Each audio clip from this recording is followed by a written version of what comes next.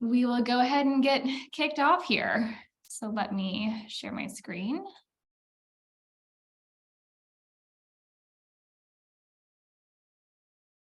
Yeah. So a little bit about me. I have been blogging since 2014. I did what I think most people do is it started off as a creative outlet. And at the time, Instagram was really coming up. So you were able to use Instagram as a free marketing tool to help promote your blog across various channels. And throughout that time of promotion and working on brand deals and figuring everything out, I was able to take it full time in 2018, which was incredibly scary because it still felt very new at the time to go and deep dive off into this wild west and unknown world of brand partnerships. And what does that even look like? Being your own agent and trying to get brand deals on your own terms. During that time, I came at this critical plateau moment where I wasn't able to get to that next tier of revenue without hiring more help, without getting a talent manager. It was through this realization process that I decided I wanted to go back to get to school. Maybe there was some master's class that could help me understand what was lacking in my education to really get me to that next echelon, why I wasn't able to really tap into what I needed to tap into for the next tier of revenue to grow my business. I realized that most talent managers are just looking at your vanity metrics and not looking at actually what you bring to the table, even if you have, like I did at the time, like 500,000 readers in my blog every single year, and I made 6 figures. It was still really hard for me to advocate to get a talent manager. And so during school is when I started the conceptualization of #PayMe, where we really wanted to focus on getting the right price for creators first. And we did that by collecting a lot of data and having a lot of conversations with brands and other influencers about the pain points of pricing their work. Realize that a lot of other creators do want to scale their business too, and they can't do that without good information from pricing perspective, but also without brand contacts, and they all feel like they have to outsource it to a talent manager. So we are currently working on a part of our platform where we can be your automatic digital agent on demand, where you don't need a talent manager to scale your business. And so really excited to bring that new iteration to you guys. I hope you've had a chance to explore the pricing tool and help price your work. If not, you are welcome to submit data to us, and we always give free access for anyone who gives us data. I will send out that link again at the end of the webinar. And again, just want to keep this negotiation conversation pretty casual, highlight all the things that I saw in the feedback form, your registration form, that you were having problems with. And so kind of these 7 tips came to mind, and these techniques that were iterated in what I saw from the registration form.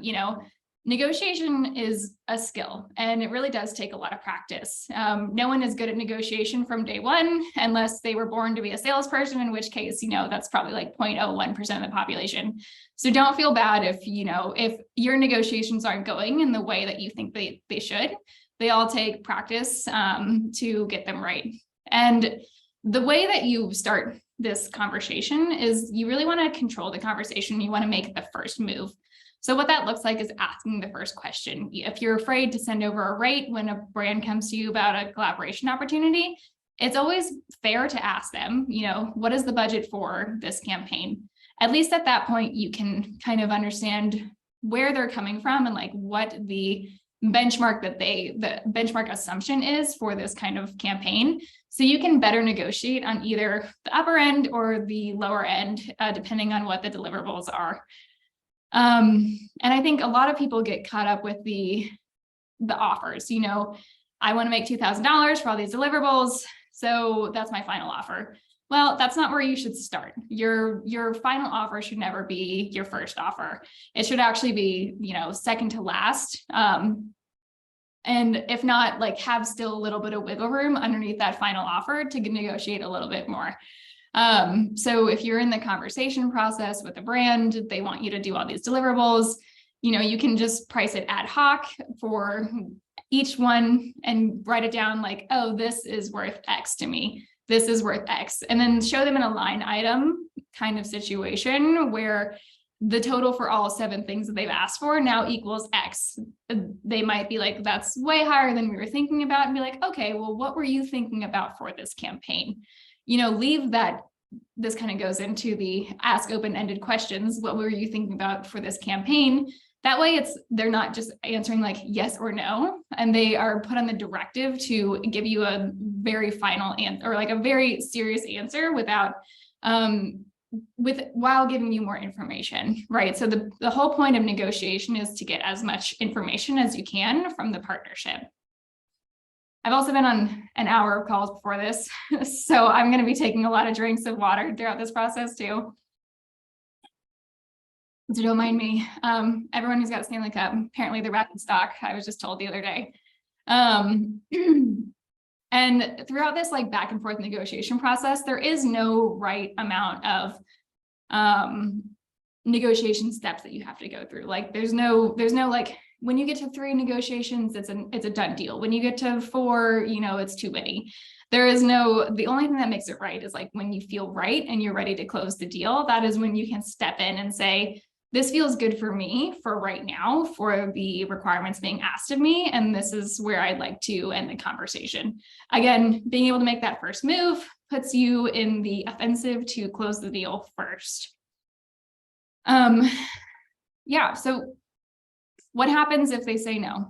Well, the worst thing that they can say is no. And no right now doesn't mean no forever, right? If their no is essentially, we just really can't meet you at that budget right now, this is your opportunity to keep that lead open and say, I totally respect that.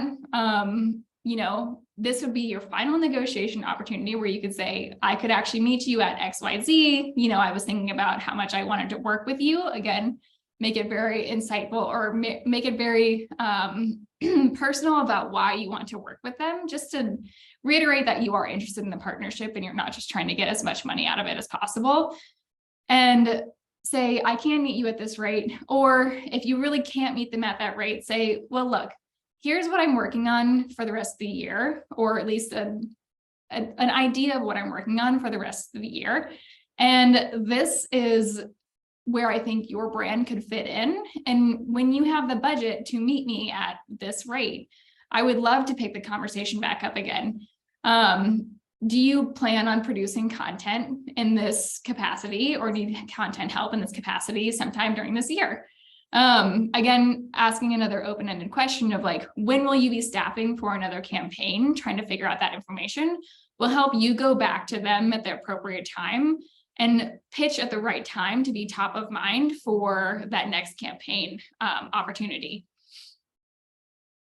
And even if they won't come down or meet you at the rate, everything else is negotiable. So one thing that I like to do a lot with brands is when they can't meet me at the rate, I ask them to reduce the payment terms. And so if you're not familiar with payment terms is the amount of time that it takes for a brand to pay you after the campaign is finished. So generally, if they can't meet me at my rate, I'm saying I will ask them if they can meet me at a lower payment term so I get paid faster. I'm not sure if everyone is familiar with the SVB crisis, the Silicon Valley Bank crisis that just happened over this weekend. The thing about that is because content creators are considered contractors, you are actually the last set of debtors that people owe to get paid out. So the longer that you are letting a brand hold your money, the riskier it is, right? And so that risk actually comes with like this unassociated cost with it. So I personally don't like my unclaimed money sitting out there for longer than 30 days, because that's also not how the corporate world works. So you generally pay within 30 days for deliverables. And most freelancers actually get paid on the completion of a project. So you can ask them to reduce those payment terms for you if that makes you feel more comfortable. You can also ask them to reduce the deliverables themselves. So maybe you can't meet them at, 4 Instagram posts and a story. Maybe it's 3 and a story or something, or maybe you could do like 2 and a newsletter shout out or something. Find a way where you can wiggle around the amount of work so that you're not doing so much repetitive stuff that eats into the total cost and production time of why that price is the way that it is. to make it feel good on your end as well. And I mean, again, everything is negotiable. Exclusivity. If they say you can't work with certain competitors, make sure that they send you a list of competitors that you can't work with and for how long. Getting very granular with those things are really important for you to own the conversation and own that negotiation process to protect your content creation business as well. A final thing that I do like to negotiate is where they plan on using this content and how long they plan on using it, right? So whitelisting, while it is really great for helping you boost the number of eyeballs that get onto your specific sponsored post, also creates this weird FOMO / double-edged sword of whether or not someone can work with you. So if you are having your face plastered all over Instagram for a vitamin ad, some brands would be like, okay, well, at least she's working with other brands. That's cool. I'm interested because she's taking on sponsored work. But then another thing is, oh, she's currently working with someone. I can't work with her. So that's something that you also have to think about when you are negotiating out whitelisting and where the content is going to be used to. I saw a lot in the responses from the, oh, sorry, there's someone in the chat.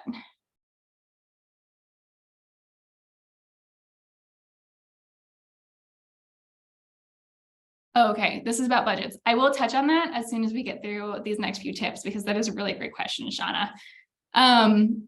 Yeah, so everyone gets ghosted. Don't feel bad if you get ghosted. That's just kind of how cold pitches work. So again, that whole thing about the worst thing they can say is no. The other worst thing is they can just stop responding, right? And it has nothing to do with you personally. It's not like a negative slight. They might have run out of time. They might have had other creators come to them who've been able to negotiate faster, who have been able to meet them at whatever it is that they're trying to meet at without having too much back and forth. And I was just talking about this with someone else.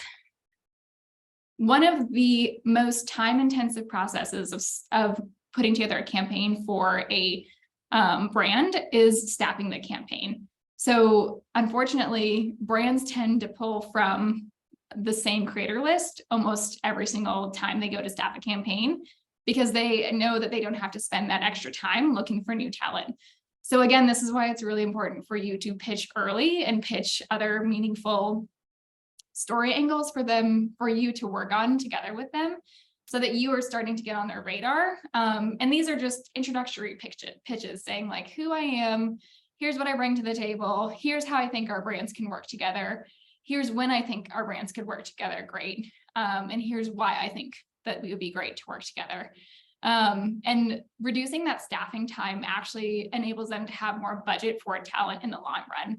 So a lot of agencies who work on behalf of brands, they pull, when they're done, they have a set budget for influencer staffing time. And if they go over that, they have to start pulling from the talent budget. So as soon as they go over that like $10,000 fee, if they have $50,000 for talent, every hour that they have to spend sourcing new talent and negotiating with talent cuts into that total talent budget. And now they don't have extra wiggle room for creators.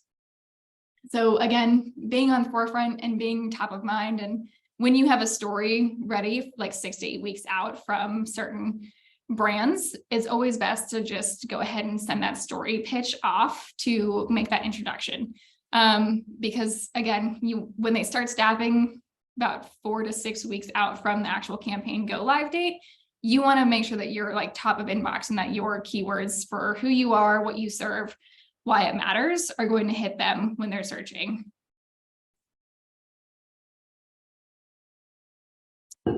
Yes. And so Shauna, this question is great because we kind of just talked on like the budgets. So there's two things. When they all of a sudden magically find more budget, what could have happened is you've made a really compelling pitch to them of why you deserve more money. So having a really strong value proposition of why it is that the partnership is going to be so beneficial. And if you can back it up with data, those marketers will go back to their bosses and be like, can I have an extra $1,000 to go pay Shauna for this campaign? Because she said when she worked with X, she got X results. and I really want to work on this. The story sounds awesome, etc. So being able to be that good, convincing metric supported with data that they can take, that the brand can take back to their bosses, will help them pull budget from other campaigns. So the way a marketing budget works is that it's actually set, so most of the time about like October, or at least like 2 to 3 months before their financial year close, which is different for every company. It's not on a calendar year. And so that budget is set before the before the year of marketing spend actually happens. So what they'll do is they'll end up pulling budget from other campaigns, whether that's going forward, to make sure that they can meet you at that rate. So make sure that I got all that question. Yeah, so the only other departments they're pulling from are like future marketing campaign budgets within their total allocated budget for the marketing for the year. And then same thing with agencies. Like agencies will typically try to cut down the hours of work that they're doing to make sure that they can meet creators at their rate if they have a really compelling value proposition to send over as well. Thank you. That was super helpful. Okay, great. And I can go into further detail if you want more information too. Yes. And then, yeah, so those are really kind of like the top 7 tips I would say you should really keep in mind as you're going to negotiate. Everyone gets ghosted. I'm sure even Charli D'Amelio gets ghosted because people don't know who she is. But if you are a smaller creator, you just have to have that stronger value proposition of why it is that you should get paid. And like, you really do need to have the data that backs it up. And good data could also come from like market research that you ask your audience in real time. So if I want to go work on like a home decor project in the future, this is a personal experience question. I would ask my audience currently, I'd be like, hey, are you guys renovating your house right now? What rooms are you renovating? What is the most challenging part of the renovation process for you? Because maybe in my mind, I have this idea of, you know, I want to partner with a counter knob or countertop drawer knob company, and I want to get paid for that. And I know if they could probably like donate product and pay me if I have at least substantial data that like other people in my audience are also renovating. So then that brand would be top of mind when they go to look for cabinet hardware. So I can pull these real-time market research examples from my audience and say, hey, well, I have at least 10 people in my audience who are renovating right now. Some are doing kitchens, some are doing bathrooms. Here's how I think that this would be really beneficial for both of us. So being able to bring like qualitative and quantitative data is really powerful in a pitch as well. Okay.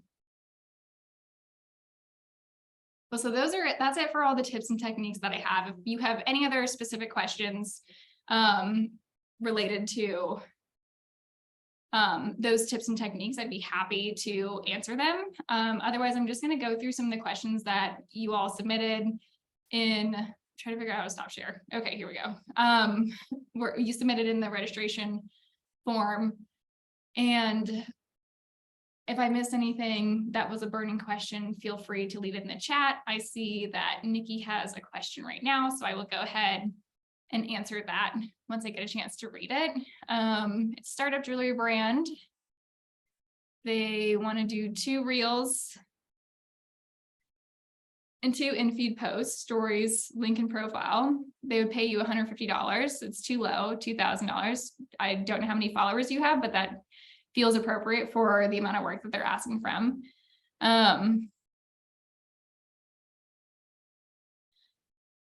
I would be interested in other parameters that are, because Nikki wants to know if coming back with $500 for an in-feed post and stories is too much. It would be too much, or should you do 300? Well, I would come back with definitely a reduction in the deliverables, because you could even tell them, you know, for $150, I would give you X and X. And I feel like that would be fair. But if you wanted to do more, you know, if you, Nikki, wanted to make it more impactful for your own revenue opportunities, be like, if you wanted to meet me at $500, here's what we could do instead. So tell them like for $150, here's what you get. and then be like, for $500, here's what we get. And here's why it'd be beneficial for both of our brands, right? Again, before you send over that final rate, you anchor them with one more piece of like credibility bias right before it, so that they get primed to your credibility and the reason why you should be paid a certain amount, due to that like last data point that you sent over, right? So that helps them understand that you are worth paying because you're highlighting that value prop right before you send it over. Yes, so Chelsea's asking about negotiating with brands that are hard pressed on performance-driven campaigns. They want to do a 1-hour live stream. Sounds exhausting, but there's pressure for sales. I need to be compensated for my time 100%, not just while live, but the preparation, testing the products in advance. Absolutely. In terms of performance-driven campaigns, are they only going to pay you a really good affiliate after all the sales are driven, or are they? So what is the expectation here in terms of payment? Because are they only wanting to pay like after you've reached a certain level? I'm curious to know a little bit more details about that. If you could put that in the chat, then that would be great. They want to see ROI sales that exceed my rate. Okay. So they don't want to pay you cash up front, is what I'm hearing. I would still ask to have some sort of like compensation for your time, because putting together an hour-long anything and being on for an hour while pushing sales is a really heavy lift. At minimum, I would say at least $100 an hour for just that live stream itself, even if they don't want to pay you a lot upfront. But it's such a heavy lift for you, especially all the prep time and the testing of the products. Like a lot of recipe bloggers who do very serious recipe work, they tell in the brands like, look, we will do two recipe tests before we actually produce the recipe live. This has a price of X because of all the ingredients that go into it.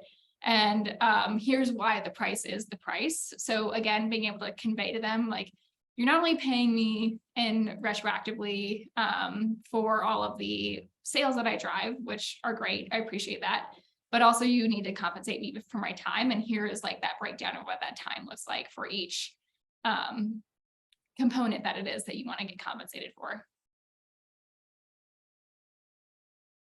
Okay, Elizabeth, before I get to your question, I am going to run through the questions that we had submitted through our registration form, just so we can touch on some of those things in case the tips and tricks didn't really help everyone. Well, number one was how to avoid getting ghosted after sending rates. It happens to everybody. It happens to me. It happens to big people. It happens to new people. It happens to old people. It's just kind of a part of the industry. Again, using that opportunity to get yourself in front of them, at least now they have a level of professionalism attached to your name, at least someone who has responded. And if they still don't respond to you after the rate, be like, hey, I'm sorry that this didn't work out this time. Here's what I'm working on for this year. You know, here's where I think the brand would really fit in with them. If it's an agency, they might not be working with them on a long-term campaign. So, you know, if again, prime yourself for like future opportunities and say, if you have any other similar clients that you're working with that would fit into these stories, I would love to talk about partnering with that. I really think we could create an impact together. So even being ghosted, you can still use it as an opportunity to create a warm lead for the future. So that kind of goes along with another question, was like how to handle follow-ups. I'm assuming that this question was kind of related to following up on either a paid campaign to get more paid brand deals. And that just starts with being a really good brand partner. So number one, there are a very few number of creators who are really quick to submit stats, to submit invoices, to be a good business partner that makes the brand marketer's job really easy. So if you can do those things on time, you're already like in the top 10% of creators, because a lot of people drop the ball on these things all the time. And brands have to go chase after creators to go submit invoices and submit stats and really go above and beyond the expectation of what it is that they need submitted. If you want a more professional way to submit stats, there's a great company called Influence Kit. I will drop their name in the chat. And you can have all of your stats from a campaign aggregated into a beautiful report for free. And it sends it right off to the brand, and you don't have to touch it, and you don't have to send screenshots, and you can be done. So being a really good brand partner is already like number one, and being a really great like follow-up opportunity. And during that final send over of data and all sorts of other metrics that they've requested in your invoice, again, that's an opportunity for you to create a warm lead for the future. And ask them, like, you know, what are you working on again for the rest of the year? Leave it an open-ended question. How could we partner together in the future? What do you guys need help with the most this year? How can I help you? Because being able to figure out how I can do that myself, I can start figuring out what stories are going to resonate with our combined audiences. How are we going to create partnerships that create conversions? Is there something I can start doing on my affiliate networks that make it more impactful for me to be a better brand partner and potentially negotiate a better rate through affiliate platforms, or just a better rate when we're working together in the future? So always asking those deeper questions of like what they need and like how you can support is going above and beyond what they expect from you. And that kind of goes along with how to negotiate in a long-term partnership. I would say there's definitely two schools of thought in the industry right now, and that's whether it's everything is short-term campaigns, which are not as impactful, and then there's long-term campaigns, and negotiating for those long-term campaigns are pretty situational, and I would say a little bit more difficult. The brand or the agency already has to have that in mind, that they want to do a long-term partnership, but that doesn't mean that this particular agency or brand isn't working with that, working on other campaigns throughout the year. So again, you know, having a plan in place, because there are so many creators who chase trends, who don't have exactly like a yearly idea of where their content is going outside of just seasonal stuff, and being able to show up and share that you have series in mind for how this could be produced or promoted in an evergreen fashion is a really unique value add that I don't believe a lot of creators focus on too much in their pitches and in their follow-ups. I know for me personally, I talk a lot about, my blog is sold, it's like 8 years, so we get a lot of really good SEO traffic from it. I talk a lot about creating pillar content on my channel, because I have pillar content that's been around for like 5 years, and it's totally evergreen, and it generates like 1/3 of my total traffic per year, these like 5 pieces of content. So being able to say like, look, once you post it here on my channel, you know, I want this to be a long-term partnership and a long-term gain. And like, here's how this has been produced from other things, or like, here's how I see it being really important to future pieces that I am producing, and like how it could get referred back to the brand who is the sponsor of it, is also another like light bulb moment for them that says, oh, this is a great long-term partnership idea too.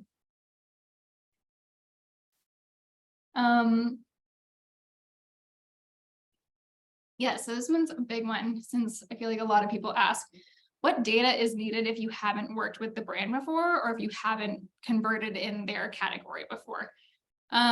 If you have never converted in their category before, and we talk about conversions meaning any sort of like affiliate sale, then you're definitely going to want to have a really strong engagement marker and have very good information about why people are following you, right? So that starts to relay into more of the qualitative foundation of the art and science of negotiation. And so that qualitative part is the understanding of my audience, the mastery of that engagement and that community, and why it is that this is such a puffed up opportunity because of those personalized touch points. And engagement rate is a huge opportunity for brands to see that they are going to meet their campaign deliverables, and that they can like pass that information on to their brand partners, that you are going to be a good bet.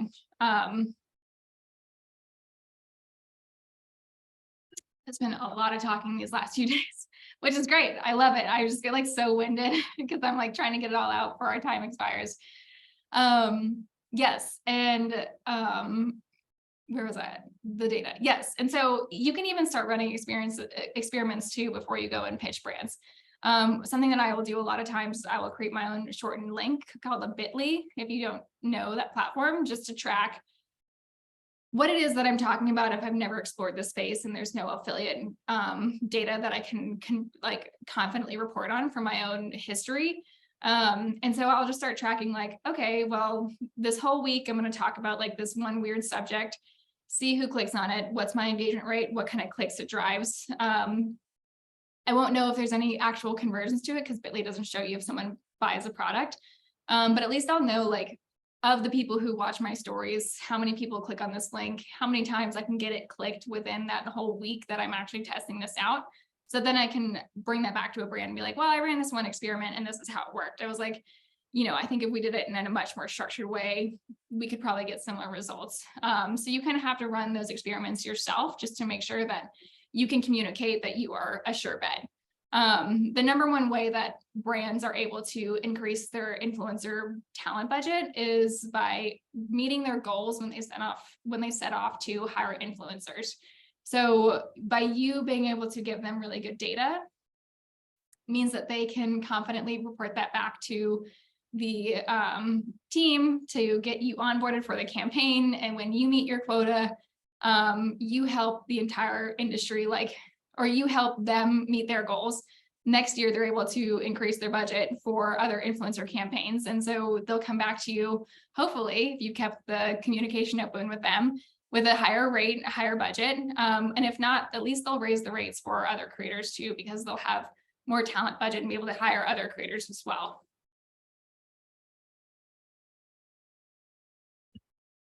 Okay. We do have a few other questions in the registration form that I wanted to go over, but I would like to answer some questions in the chat too. The question from Elizabeth is, do you normally negotiate with brands via email or Instagram DMs? She has experience with both. But when they reach out via DM, they try to avoid having a binding contract in place. Yeah, for serious brands, I try to get everyone in email as soon as possible. So that's my number one rule for me, just because there's so much ghosting and these quick transactions that happen through DM. Also, I get hundreds of DMs in a week. I'm going to lose that DM immediately. I'm never going to be able to follow up with the stats. I don't know how I'm going to track that campaign. So for me, it's just too much chaos to do that. So if they're serious and they want to work with me, I move it over to email. Otherwise, if they're, for whatever reason, very adamant to stay in DM, I will do everything I can. But when it comes time to doing the work and getting everything in place, they have to send me a contract through an email. So at least I have that contract touch point. I don't do work without a contract at all. I don't recommend anyone doing any work without a contract in place. And I want to make sure that I have whoever is reaching out on behalf of that brand, that have an actual personal touch point. That's not going to be an invisible DM in a month or something.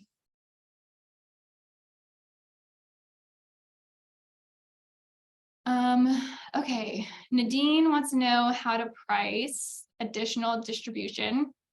She's starting to post on YouTube and onto her blog and podcast. And you are incredibly busy. That's a lot. Good for you. The additional platforms have similar reach, but are warmer because it's people who actively sign up or click on my account or on my content. Yes. Owned media is always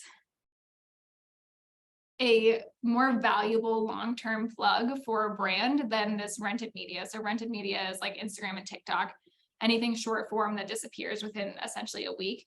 So being able to convey, here is my total network net worth. I would price out something in terms of pricing. I don't exactly have a firm price to you, but But I would say like whatever work you're putting into it, are you creating new content for each one of these pillars, or are you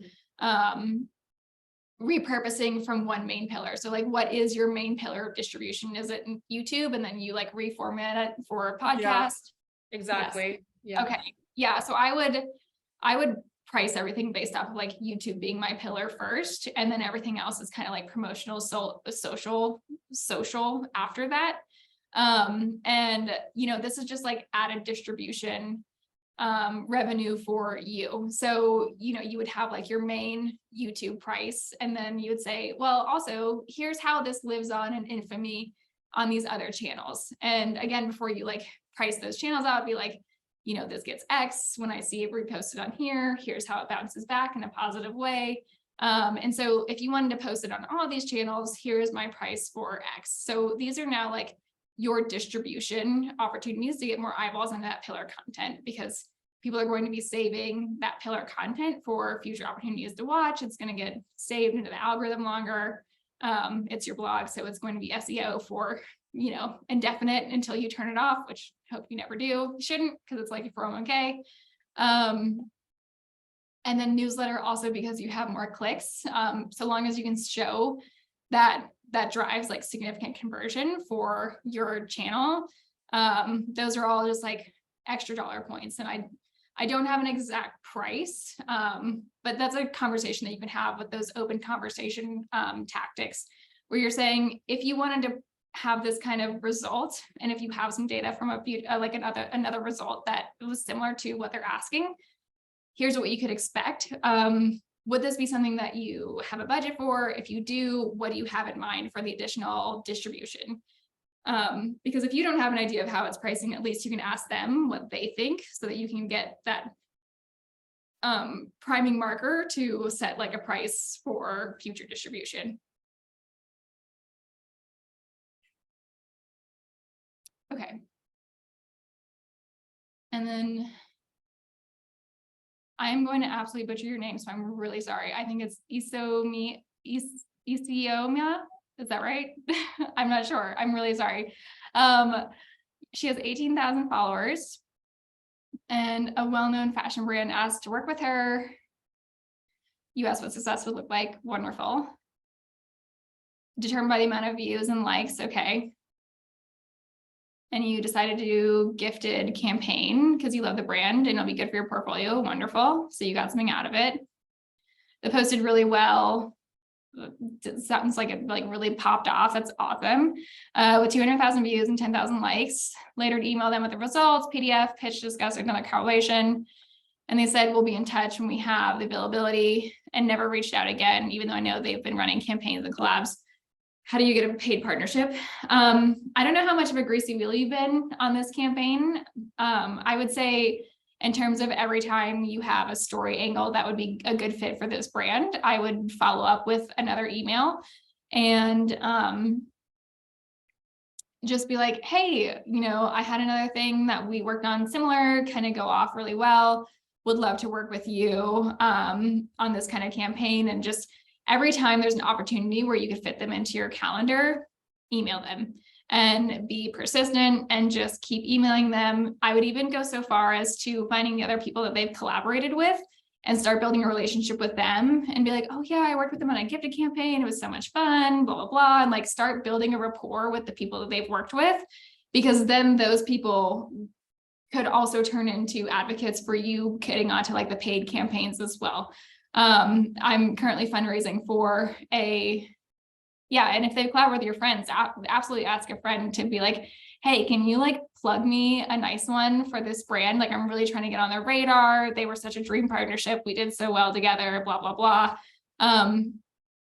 Because having that like personal referral, and you've already proven yourself as like a really professional partner to work with, is just another like credibility booster to getting paid.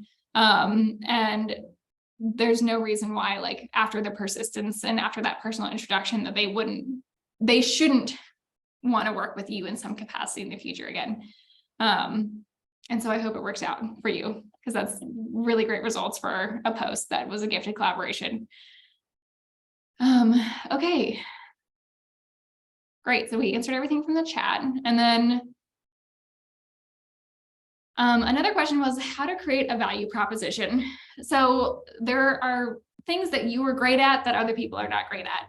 I think everyone is kind of in that scale of like, we produce good content or we produce excellent content, but there is something that you were specifically really good at, whether it's really engaging copy, it's really funny storytelling. I wouldn't say like lighting and transitions is really like a marker for a value proposition anymore, since everyone can, use a video editing app, and the templates that are out there really kind of help you do video editing pretty like intuitively. I would say that opportunity to collaborate with other creators in your space to amplify promotions is also a really another great value proposition to bring as well. Be like, I bring in my friends who are in this space and we end up getting like, X amount of eyeballs more. So whatever it is that you feel is you're really good at talent wise is one part of your proposition, your value proposition. Your second value proposition is when you think about your niche, you're like, I'm a fashion blogger and, and I focus on everyday casual workwear or whatever. But the way I like to think about it is like, how can I convey that my audience is highly engaged in this topic in my city? So there are many times where some companies are looking for regional talent for regional promotions. So how can you convey that with data as well? I have a very Atlanta-based audience. So anytime I can plug that whenever a brand is coming to me, because I know if they're coming to me, they've probably sourced something specific to like Atlanta blogger or Atlanta creator or something, because that's a tag that I consistently pop. I'll also ask at the top of the email, like, oh, how did you find me? Always trying to figure out where the lead came from, just so I can like double down on that resource in future communication opportunities to brands as well. And then just, again, being able to back that value proposition with data. So if in your media kit too, your media kit really just needs to be like 1 page. I've seen like 2-page media kits. Great. Love the story. These people are busy. They're going to read like the first 2 sentences of the about you, look at your stats, and then look at who you've worked with. And that's really kind of it. I would also tune all of your media kits to the brand category that's hiring you, if you can, to show that like, oh, you're a luxury food and wine company. I've worked with these luxury wine brands. Here's why it's so similar. And they're like, oh, great. She's worked with all these people. So at least we know like it's in her audience already.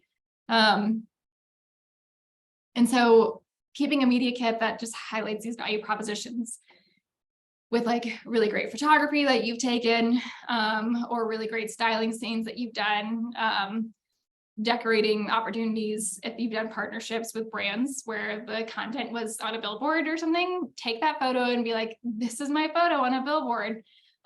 Those other like kind of cool credibility markers where it's like out in the wild, are also great to add to media kits. Like it doesn't have to be show-stopping photos, but as long as it kind of tunes into what it is that you're trying to tell, highlight that on your media kit too.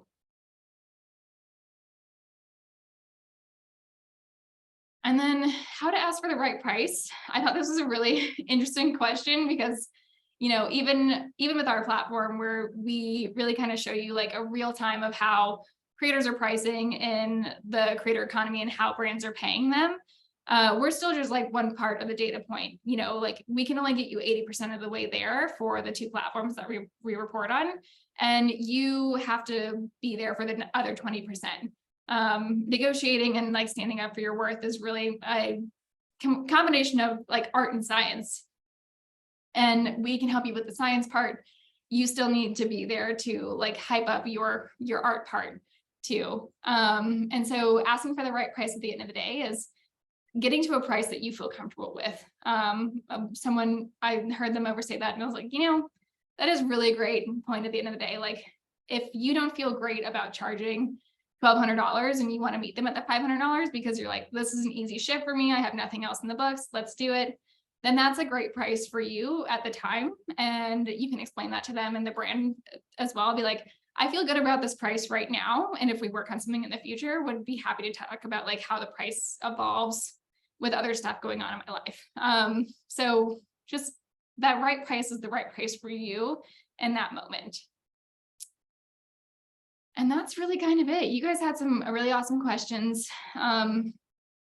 I hope this was a good help for negotiation, understanding how to stand up for your values, stand up for your worth. It really does take practice. I don't know if I shared this story in this call or if it was my last call, because I was on a podcast interview. But my first ever time asking for pay, it was 2016, and I was so nervous about calling it a sponsored post. I instead called it a styling fee for this like skirt and top and whatever. And I would send them the image after it. And I was like, I can't call this a sponsored post because then they're not going to want to pay me. But they immediately agreed to my $15 sponsored post fee, which was a styling fee, and they paid out immediately. And it's just so funny from there. I was like, oh, all I had to do was ask. Like, there was nothing scary about it except the fact that I had to put myself out there and ask and try. And from there, it was, I started asking for $150, started asking for $1,500. I started asking until the answer became like a hard no or just getting ghosted. And I was like, okay, maybe I need to like reformulate how I attack these negotiation processes. But everyone starts slow. Everyone gets ghosted. Negotiation, the hardest part again is just asking and having the courage to stand up for the question when it's time to ask it to a brand. So just a little practice and you guys will be off to the races. And one day you're gonna look back and you're like, man, can't believe I was afraid to ask for like what I was actually worth. I definitely have what's in it to keep it going and get paid, for these collaborations. And I know that I'm worth this. So at the end of the day, as long as you feel good about that, that's the most important part. Okay, and if we don't have any other questions, any other burning questions, I will give you guys 10 minutes back for your day, and hope to see you on our next call. I will be sending out the recap of this in about a week. Put it on our unlisted YouTube channel and you can review it whenever you want. Otherwise, feel free to email me if you have any other burning questions related to negotiation that I didn't quite answer. And hope to see you guys soon and join for another call. Have a good day. Thank you. Bye. Bye.